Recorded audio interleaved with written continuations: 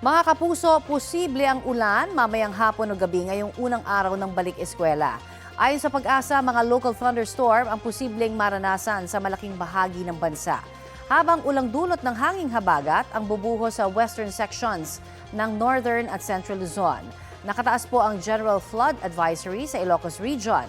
Ibig sabihin, may banta ng pagbaha sa nasabing rehiyon kasunod ng posibleng ulan.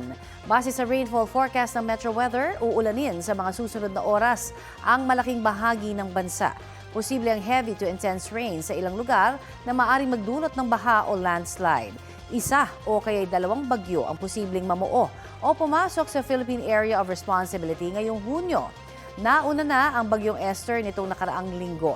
Ayon sa Pag-asa, karaniwan sa buwang ito na maglandfall ang bagyo sa Bicol Region o kaya sa Eastern Visayas tsaka nito tatawirin ang Luzon. May tsansa rin ng mga lumihis ang bagyo.